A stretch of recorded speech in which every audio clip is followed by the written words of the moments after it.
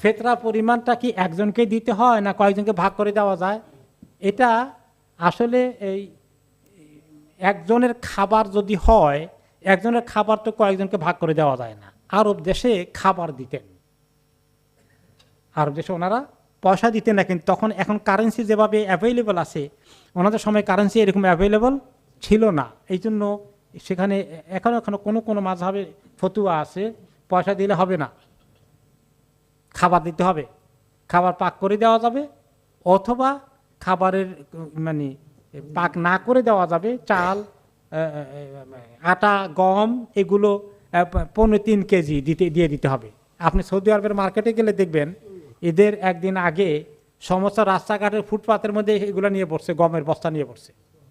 কারণ ওনাদের ফতোয়া হলো যে যেহেতু রাসূলুল্লাহ সাল্লাল্লাহু আলাইহি ওয়াসাল্লাম জামানায় টাকা দেওয়া হয় নাই, শুধু খাবার দ্রব্য, খাদ্যদ্রব্য দেওয়া হয়েছে। কী কী জিনিস ফিতরা দেওয়া যায়?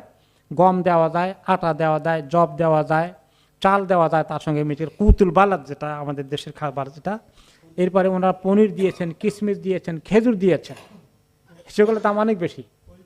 হ্যাঁ, তৈল না, মূল খাদ্যদ্রব্য, মূল খাবার হিসাবে এগুলো ব্যবহৃত হতো, এগুলোর ভিতরে থাকতে হবে।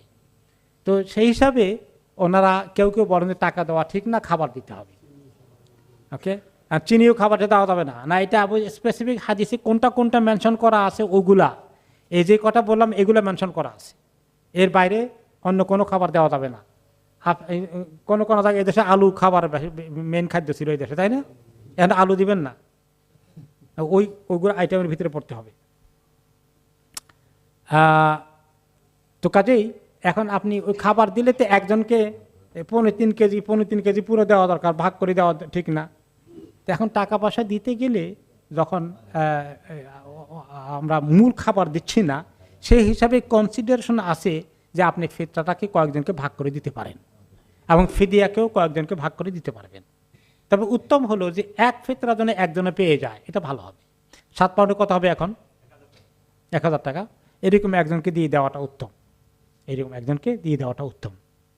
আর ফিদিয়ার ক্ষেত্রেও তাই 7 পাউন্ড করে এক রোজার পরিবর্তে ফিদিয়া দেওয়া হবে।